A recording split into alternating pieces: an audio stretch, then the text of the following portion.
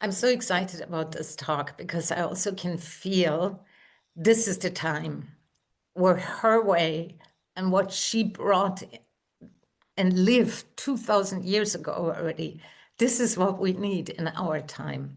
But I get into that in a moment. For now, let's just take a moment. And this is a piece from the Gnostic Gospel. I'm the first and I'm the last. I'm she who is honored and she who is scorned. I'm the whore and the holy woman. I'm the wife and the virgin.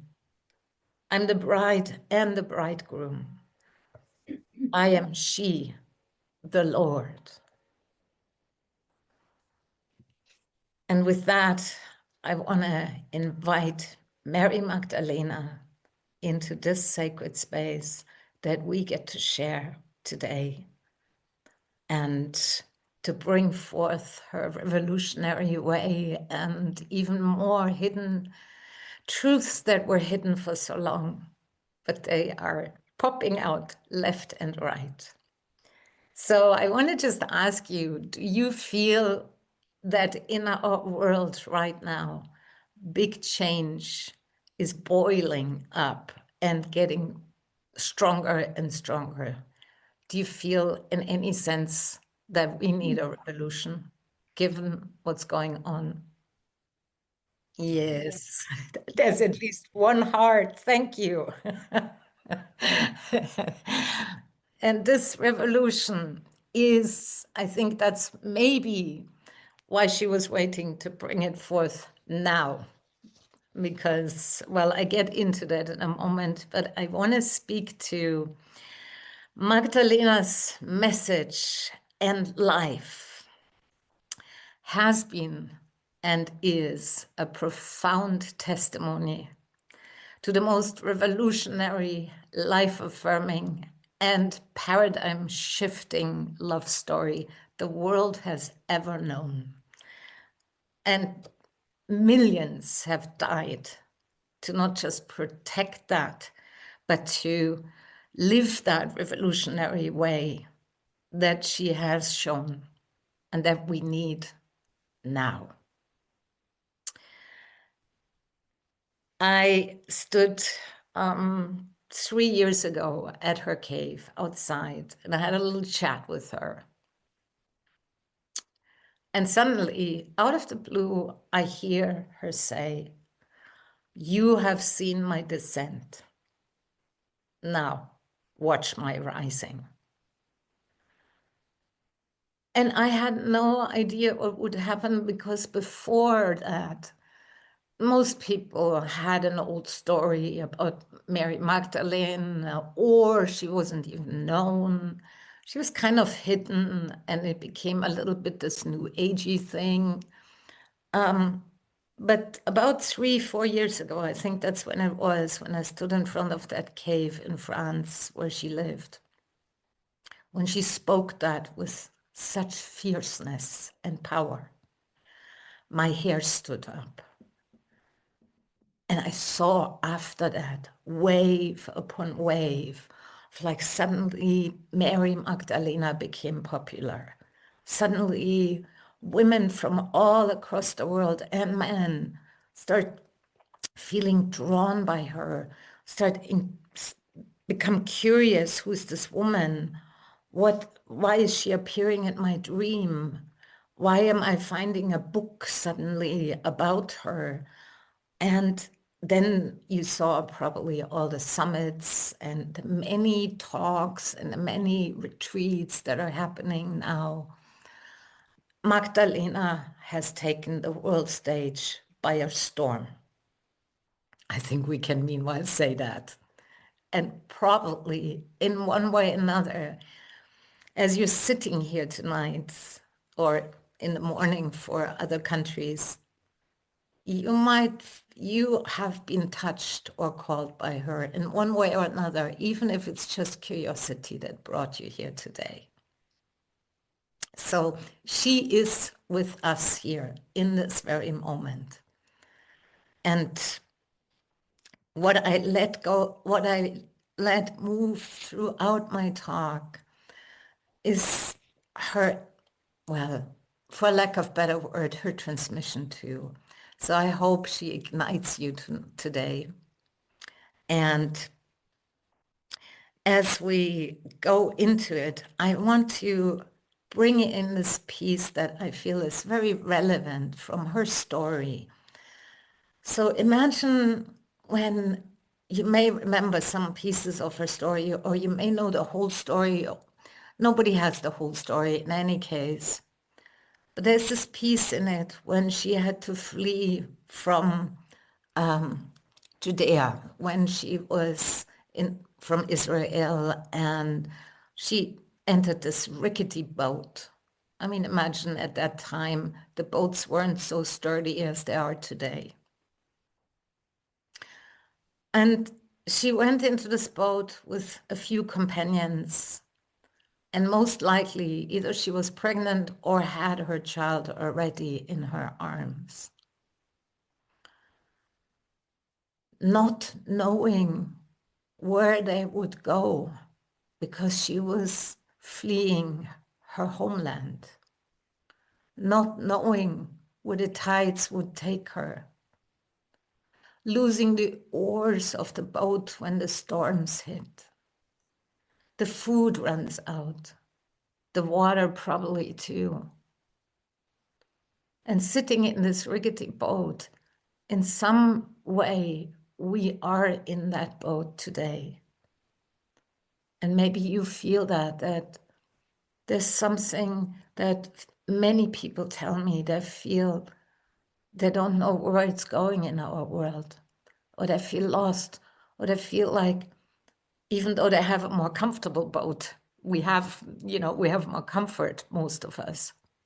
Still, the waves are rising, and we wonder, how do we make this? How do we come through this time of the great unraveling, this time where an old world is crumbling and a new world is just on the horizon being born?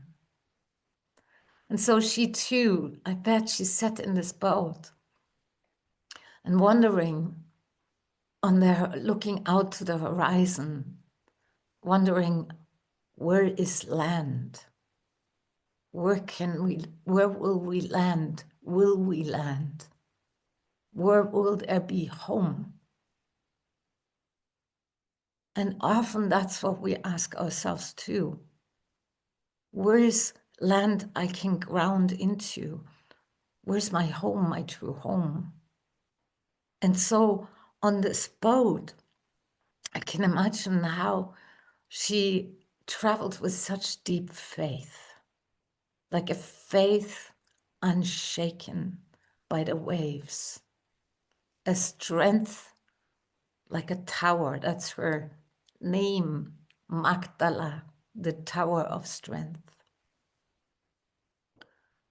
And a deep rootedness, not in a land, not in a place, but a rootedness in her essence, in her being, something that can't be destroyed, truth that stands.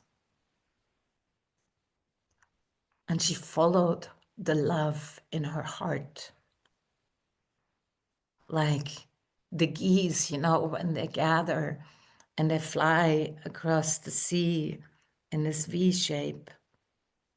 What are they following? They're following a deeper call in unison. And so she was traveling in unison with the divine hand, with the deep pulse of life, so deeply aligned that it led them, it carried them to the shores of France, where she put first foot on. And I imagine she didn't even know what this land is called or where she landed. But the Marie de la Mer is the place some of you may know in France, where she's known to have landed. with the two other Marys. So, and you know, this is kind of what we're in this time. Like she was on the ocean, even when the storms hit, when the tidal waves came.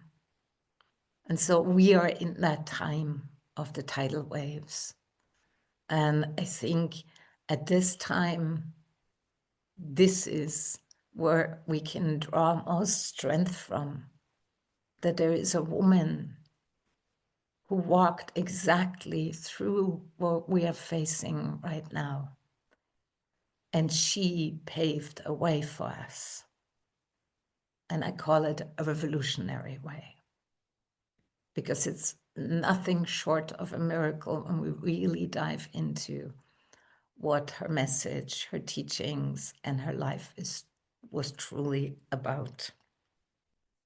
So as we are in, so there is suddenly, I wasn't surprised anymore that she's taking world stage. And that suddenly it was like, of course, now after 2000 years or 2020 years, she's coming. It wasn't just, of course, during all these centuries, her story was, you know, put into the garbage can and buried 7 miles under the ground. And her teachings were eradicated almost from every single papyrus script. So, and still, it's now that she's coming, now that she's rising, and now that she's touching even maybe your heart. And this is exactly for this time when she's needed the most. I remember that I was like, I think about 20 years ago when she came first into my life, and I hear that story from many, that she comes like a thief in the night in your worst moments of your life. Anybody had that experience? Maybe some of you had. And for me, it was at a time when I had lost everything. I was already a teacher and a Buddhist teacher and had done been on a deep spiritual path and all of that.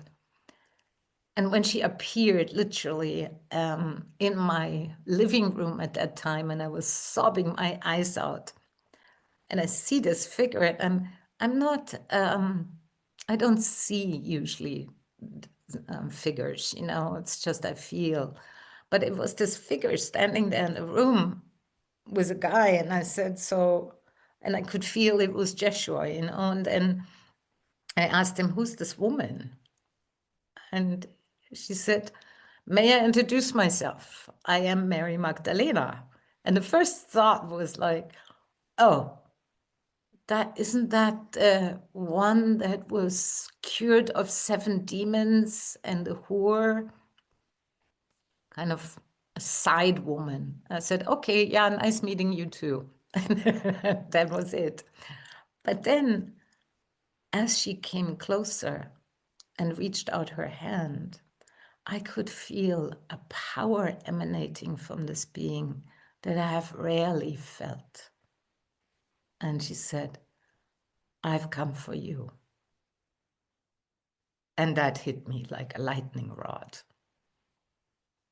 And she, you know, we talked, but then later she also told me, find out more about me. And that's what set me on a whole journey with her. And I realized that what she brought was so revolutionary, even to the spirituality that I had been trained in, and that many religious pathways are still to this day teaching. And it has to do with, she brought in the transcendence and the immanence, that the holy is in form. So it's like where she said,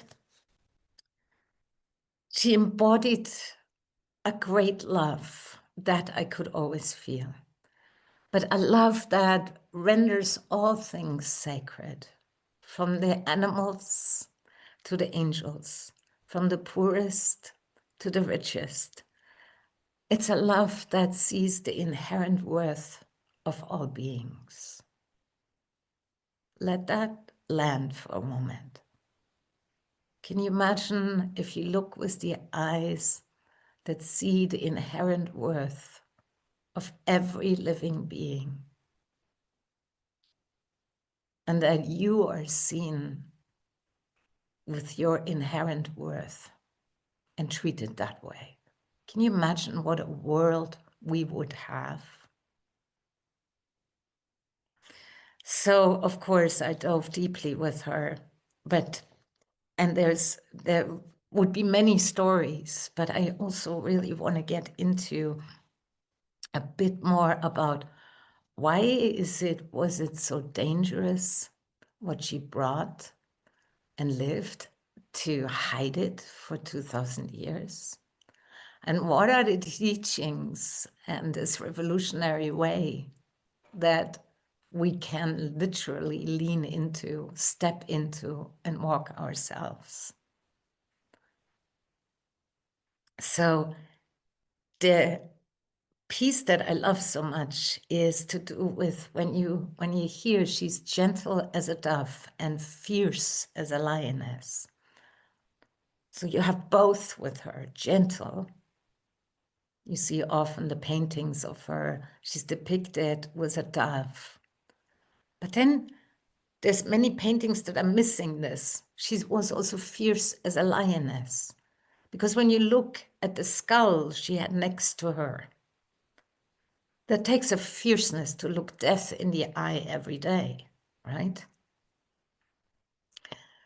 What she also was, she was a contemplative. She lived in a cave for a while, but then she dared to go into the streets. That was both in Israel, but it was also in France. And she brought a revolution, a way that was unprecedented and never seen before. She carried the holy into the streets. She embodied that. She also was a woman. So I found in one of the places something really special, because I always wondered, where is the proof that she was a teacher? Because you always hear, even in some of the Gospels, how she refers to Joshua as her teacher. But Joshua was also, as many of you might know by now, her husband, yeah, and they had children. But she also was a teacher in her own right. And so one day I asked her and I said, I really would like to find proof in the pudding. Not that you're just the apostle of the apostles, because you can see one of the stained glass windows in Paris in a church, and I don't remember the name of the church. It actually, in the stained glass window, it says Apostle of the Apostles, Mary Magdalene. So that you can see, that's an ancient, old window, and it says something about bringing the good news to the Provence. So after I asked her this question, she showed me in a little chapel and asked me to go to the altar in front, which I really didn't want to do because I didn't want to rock the boat with the monks there. But she kept on insisting, go in front of the altar and push this huge priest chair away from the wall.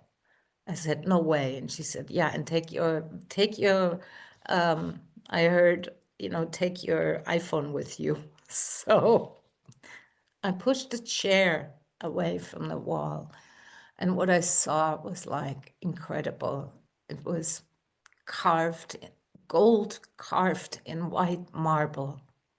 And it was in a wall, so they couldn't have eradicated it because They would have needed to take down the wall of the chapel. What I saw was in big golden letters, Mary Magdalene Rabboni, and underneath in Latin, this is her sign. This, and there were more Latin sayings. She was the beloved of Joshua. She was the teacher of teachers. There were a few more sentences. And I thought, this is incredible. There were others who knew that she was a teacher of the way, not just of the way of love, but of a revolution that's been brewing for centuries and is unleashing now. With the rising of the feminine, as we can see, with the awareness that we urgently need to unite because the divisions are so great now. And with the time of where the patriarchy is crumbling, with the time of where old religions are on shaky ground too. And in a time where our environment is threatened. So there are many reasons, but for her way, what I felt and experienced was her teaching is so all-encompassing. I have never found anything greater than that. Anything that encompassed so much, nothing and no one is left out, which means also the greater teachings is about union and the path of union. But what it really means is that human and divine in her way are united. In her way, there is no, this is your lower self, this is your higher self. Human and divine belong together. Soul must incarnate into this human form, which means pain and joy is also part of that. For her to also say, as you heard with the worth piece, that form is as valuable as formless. Most of the traditions teach you go beyond duality, you go beyond form. So therefore, the world is just a dream. That's half-truth. The thing what we have created with this half-truth is a complete disconnect to the earth, to the body, and the way we live and relate here on this planet. So the other half-truth that she also brings to very strongly is the body is holy, the earth is holy. Every living being is sacred. And we need to get just our stuff together to be able to treat all beings like that, including ourselves. So this separation where we have often in our minds too, here's heaven and here's earth. This is the stuff we learned. And there's an inner and there's an outer, and there's form is lesser than formless. All this stuff, it creates, if you can really feel it in your mind, it creates separation. So what if her way is saying, look, put it together. Love encompasses your tears, your joy, your little or big life, the stuff that you regret and the stuff that you have accomplished. It includes the greatness of your being and the little shyness of a child that you might still carry inside. What that path also includes is, as we can see, in that she lived part of the time in the cave, but part of the time she was busy on the streets. There's even a recording that she was imprisoned in Marseille for creating a ruckus. She also had a meeting, and that's only the few things that we can find of her story, that where it's written that she met with the Queen of France in Marseille. And I wonder what they talked about. She walked in the streets, she taught, she healed, she ministered to people, and she encouraged the women to stand up.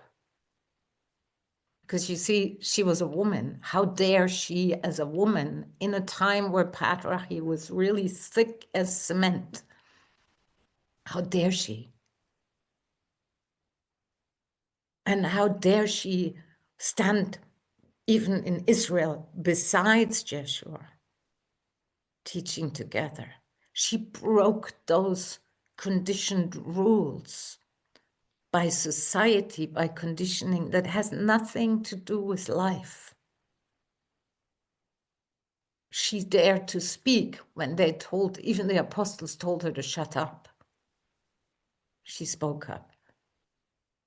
Even when she came after, after Joshua's passing and then the resurrection, and she announced the good news, she said to the apostles, he has risen.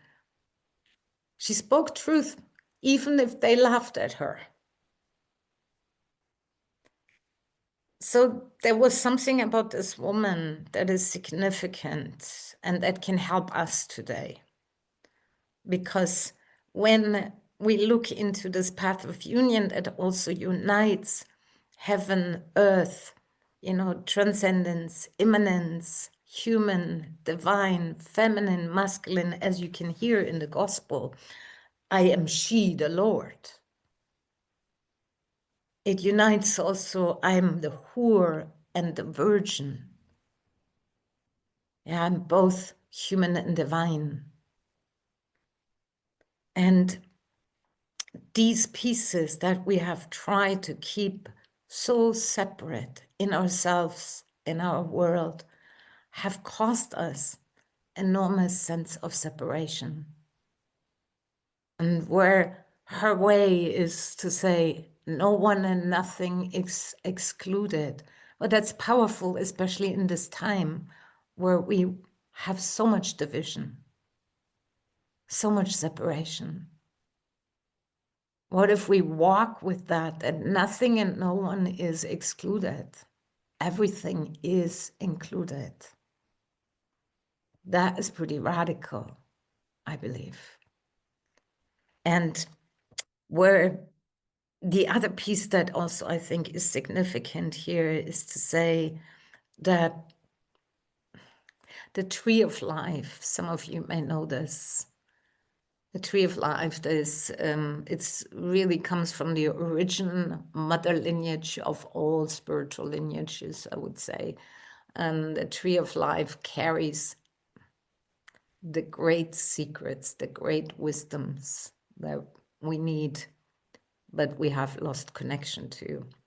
And one of the things that I think is why it was so dangerous to, there are many reasons for Magdalena to have been a dangerous woman, but one of them is because she carried enormous feminine power, life power, I call it. And that life power comes from the connection with the tree of life. And many practices teach that. However, they've been forbidden and hidden. This life power, I would say, when you tap into it, is the same as that what moves the ocean, the same as, well, when you make love, or the same that birth is a child that takes life, that gives life. It's the original life power. And there's a saying that women are, this is not to divide here, but to say women are a little bit closer to that than men in general. So, because we are giving birth, whether we give birth to a child or, we go through those cycles more intimately.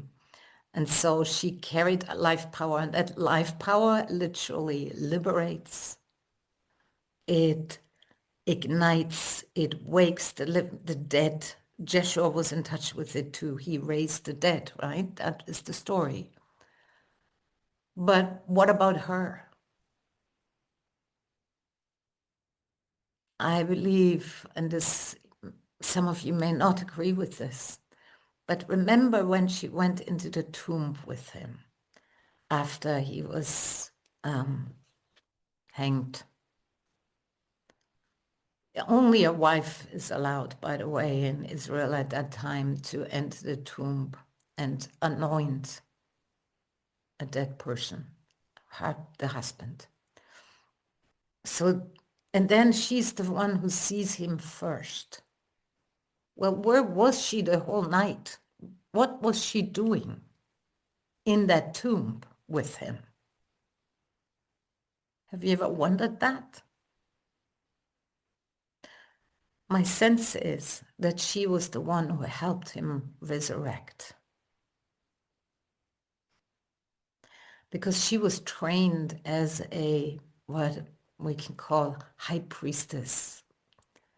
And that was one of the initiation rites to become even a high priest or high priestess. You had to take some poison or to be buried alive and then see if you can come back to life. So whether it's true or not, what happened in that tomb, what I just said, the thing is she was in touch so strongly with that life power. And that life power, what we sometimes say, causes miracles, or gives an instant healing, or wakes you when you feel so asleep internally, or suddenly you feel connected and remember the truth. This life power, when a person carries that and is connected to that, what do you think happens in the world? How are the reactions of people? How do you think, why do people attack her even in her lifetime? Why was it so important even for the church to repress her story? Why was it so important to shut her up? Because she carried a life power that literally was truth power. The kind of power that wakes you up in the middle of your sleep and you suddenly know, whoa, this is what I'm here for. Let's get out of bed. And this is the kind of power that is dangerous because it's like we try in our world to cement the rivers in, to control it. But this life power you can't control. It breaks even through cement. So it's that love that we so badly want, and at the same time that we fear the most. And she dared to live that. She showed a way when she stood at the cross with him.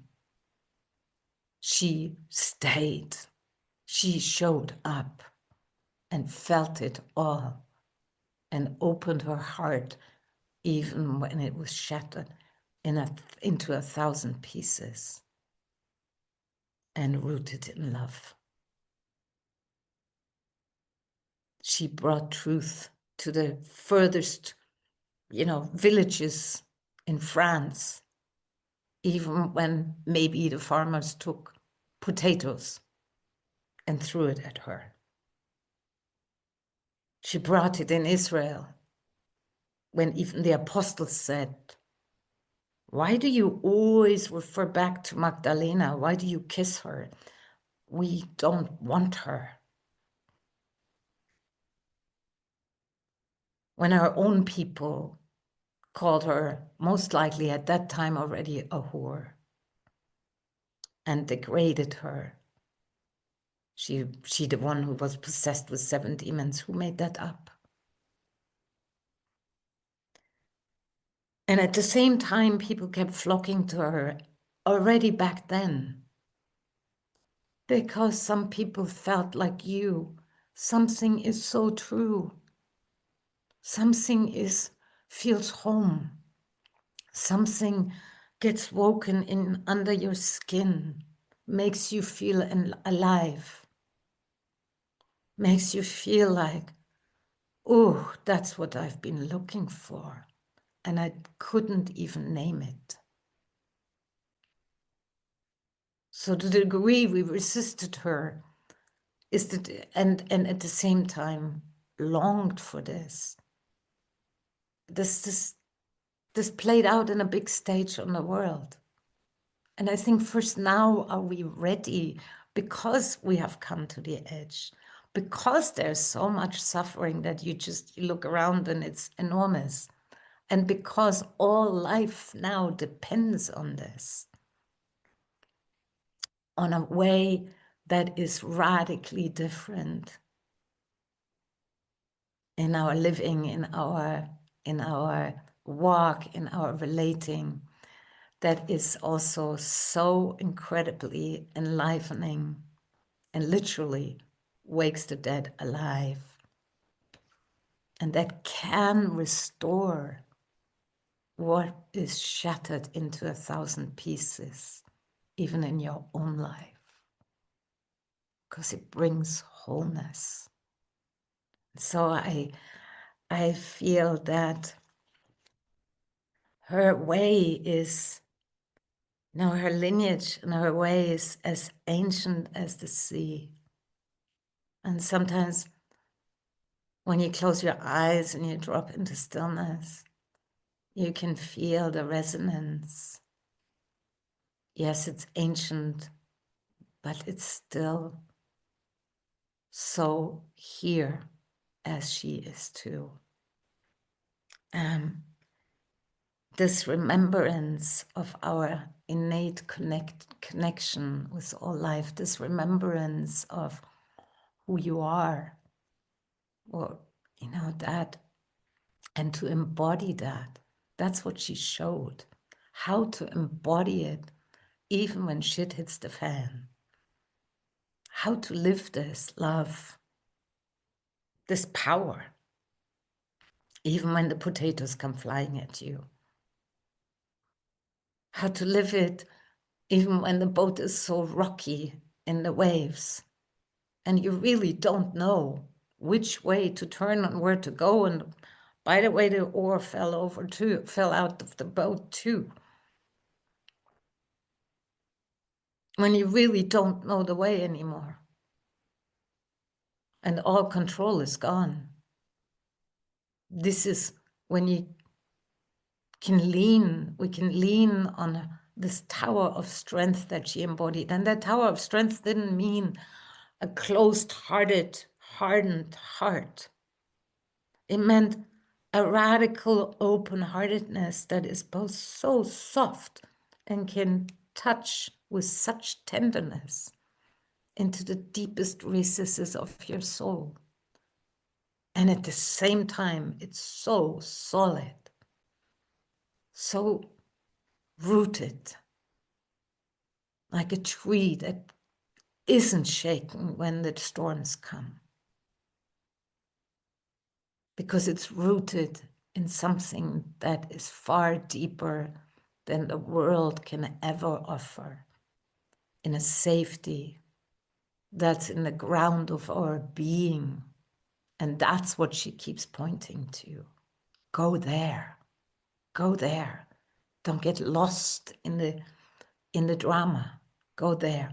And then the contemplative in us was saying, we sit in a cave and we meditate, we pray, and maybe one day like her, you're being lifted by 7 angels, as they say in St. Paul, to pure ecstasy. Then she also is the call. The ecstasy, yes. And then she put her sandals on or her boots on and went into the streets to engage, to take action on behalf of all living beings. And so that this separation between, You know, there's the activists in our world, and some of you might be, who get worn out and angry, and you need your contemplative practice. You need your meditation so you can root in what's eternal. But I also see a lot of spiritual people who just want to have the bliss and be carried by 7 angels.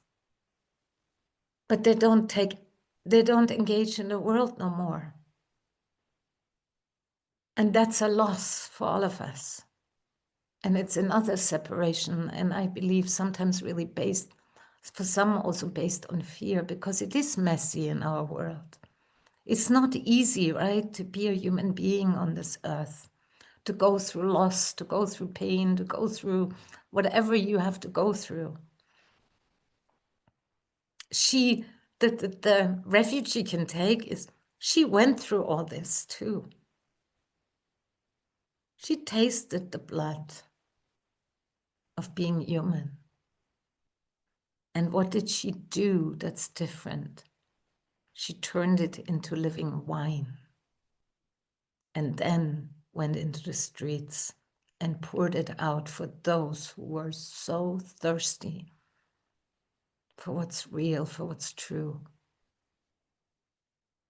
And out of the deepest, pains or losses, and I mean, she felt all this too that you're feeling, and experienced it. How has any one of you ever experienced that you don't feel heard or seen? Do you know this? She lived with this daily. So what did she do with this? How can you love through that? Because she didn't transcend it. She met the pain and made out of it the bread of life. And this is what we're invited to do, is to, whatever we meet in this life, but also with what's going on in the world, to make the living wine out of it, to turn whatever is here in our situation, to turn it into the life-giving, energy, whatever you might call, so that we bring true bread into the streets, to our families, to ourselves. We don't eat plastic, the fake. We leave that behind, because she shows so clearly what's true and what's false. There's this saying that Joshua said, become truly human. That's also what she taught. Become truly human. What does that mean? To have this depth of compassion that roots in our interconnectedness. That says, yeah, I know you, I know this pain too. I feel it with you. I will stay with you at your cross. I will not leave you there. I will not run and hide from that. And I will ecstatically rejoice with you when you experience so much joy bubbling over in your life. Because for her, what she did was she lived for love. And that takes a lot of courage in a time when everything is stripped away. And this courage, I think we can also connect with, because that courage is deep, deep within your own being. That saying, that's rooted, if you make a vow to love no matter what, to stand true, come what may. That's a vow I believe she made too. That can lead us through all the turmoil that we're facing now. that can inspire us, that can help us up when we fall, that can show us, okay, what action is right to take, or shall I just sit in silence now? This is the place where we are, invited to say, yes, I stand with you, Magdalena. I stand with everyone here on that edge. And I dare to rise my torch for the sake of all of life. I stand.